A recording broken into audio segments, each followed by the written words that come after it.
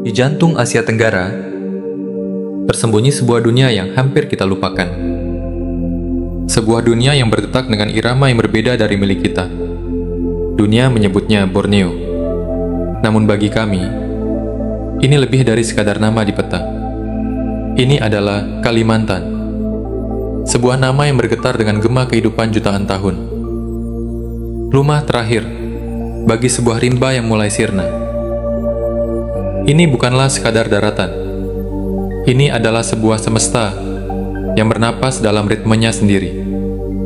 Di sini, waktu tidak diukur dengan jam dan menit, tapi dengan terbit dan terbenamnya matahari. Sehingga kehidupan berjalan mengikuti sebuah irama purba yang kini nyaris tak terdengar oleh telinga kita. Yang sedang kita saksikan bukanlah sekadar hilangnya pepohonan, tapi pudarnya sebuah cara pandang, sebuah kebijaksanaan kuno tentang bagaimana hidup sebagai bagian dari alam, bukan di atasnya.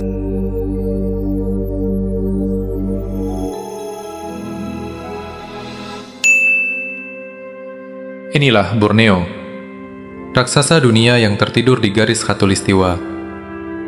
Pulau terbesar ketiga di planet ini setelah Greenland dan Papua. Takdir membaginya dalam 3 wilayah.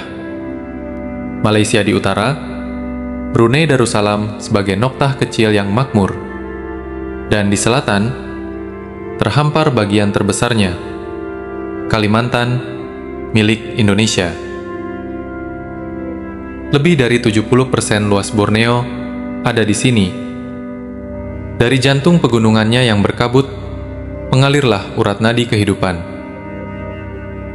Sungai-sungai raksasa yang membawa nutrisi dan sedimen membangun dataran subur di pesisir. Keterisolasiannya selama jutaan tahun telah menjadikannya sebuah benteng evolusi. Sebuah benteng hijau raksasa yang di dalam lipatan-lipatan lembahnya masih menyimpan rahasia dunia purba yang tak pernah diceritakan dalam buku sejarah manusia modern. Hutan hujan Kalimantan bukanlah hutan biasa. Ia adalah sebuah mesin waktu yang hidup. Usianya lebih dari 130 juta tahun. Jauh lebih tua dari hutan Amazon yang megah. Bayangkan sejenak. Sebelum dinosaurus terakhir musnah dari muka bumi, hutan ini sudah ada. Sebelum manusia pertama belajar membuat api, hutan ini sudah rimbun. Ia adalah saksi abadi dari kebangkitan dan kejatuhan zaman. Stabilitas iklimnya yang luar biasa memungkinkan terjadinya hiperspesiasi, sebuah ledakan evolusi yang menciptakan spesies-spesies unik.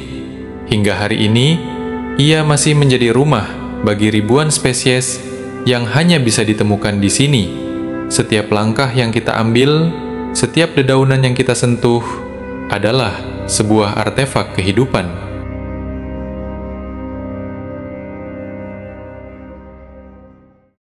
Di antara naungan pohon-pohon raksasa, tumbuhlah kehidupan-kehidupan ajaib.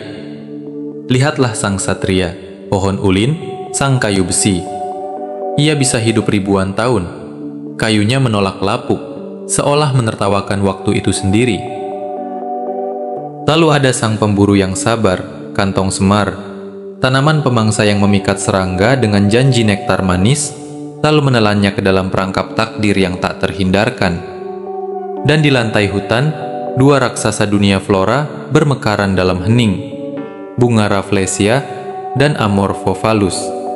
Mereka memilih jalan yang berbeda, mengeluarkan bau busuk yang menyengat, sebuah parfum kematian, demi menarik penyerbuk langka untuk melanjutkan garis keturunan mereka. Ini barulah sebagian kecil, dari anggrek hitam yang misterius, hingga pohon engkabang yang buahnya menghasilkan mentega nabati bernilai tinggi. Setiap sudutnya adalah sebuah keajaiban botani. Kalimantan adalah panggung terakhir bagi spesies-spesies yang tak akan Anda temukan di belahan dunia lain. Orangutan Kalimantan, kerabat terdekat kita, sang manusia hutan, yang kecerdasan dan kesedihan di matanya seolah merefleksikan nasib hutan itu sendiri. Jumlah mereka terus menurun. Lalu ada bekantan, si pemalu berhidung besar. Ia hanya mau tinggal di hutan bakau, rawa, dan hutan pesisir Kalimantan, spesies yang sangat setia pada rumahnya.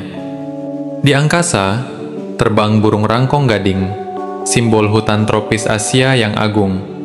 Ia menjaga pohon-pohon tua, menjadi petani hutan yang menyebarkan benih dari generasi ke generasi.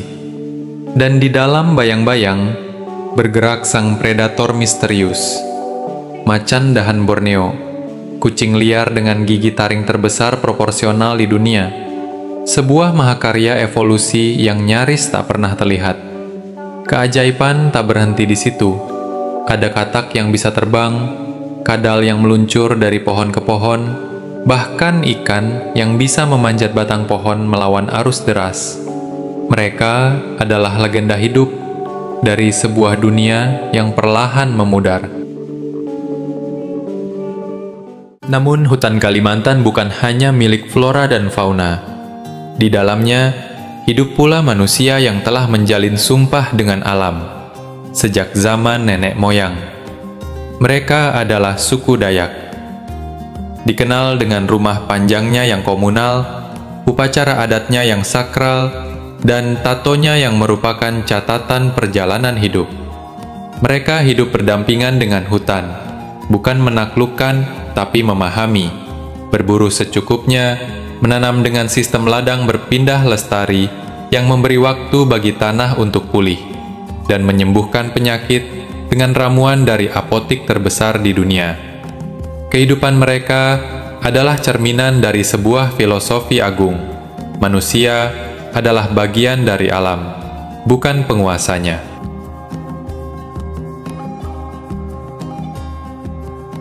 Tapi harmoni itu kini retak. Sebuah retakan yang semakin membesar setiap hari. Dalam sekejap mata, dalam 2 dekade terakhir, lebih dari 8 juta hektar surga ini lenyap dari peta. Diganti oleh barisan rapi kebun sawit, lubang-lubang tambang batu bara, dan perluasan industri yang tak pernah berhenti. Fragmentasi habitat memotong urat nadi kehidupan.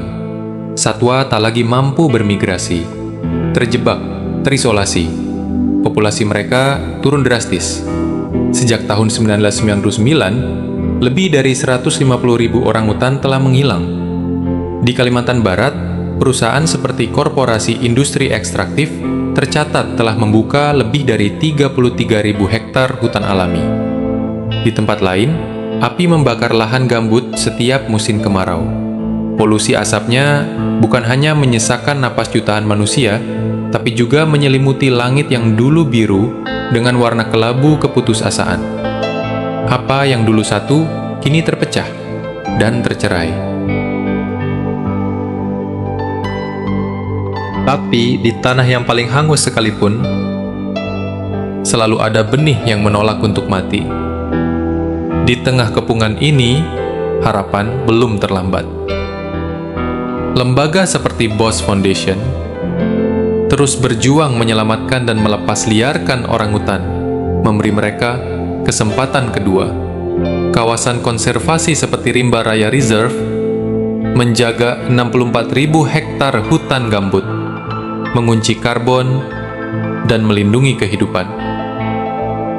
Taman-taman nasional seperti Sabangau dan Betung Kerihun berdiri sebagai benteng terakhir keanekaragaman hayati. Warga lokal kini berada di garda depan, dilibatkan sebagai patroli hutan, menjaga tanah leluhur mereka. Anak-anak muda mulai kembali ke akarnya, menanam pohon, mendata satwa, belajar kembali untuk hidup berdampingan. Harapan itu nyata, ia tumbuh bersama setiap pohon yang ditanam kembali.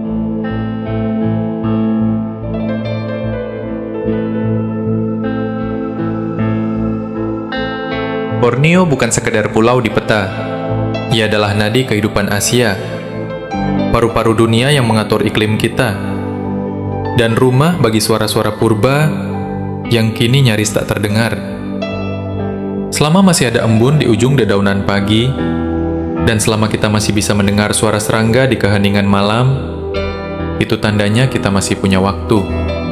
Kita tak bisa mengulang masa lalu, tapi kita bisa dan harus memilih masa depan seperti apa yang kita inginkan. Jika cerita ini menyentuhmu, jangan biarkan ia berhenti di sini. Bagikan, sebarkan, karena suara alam terlalu pelan untuk didengar oleh dunia yang bising ini.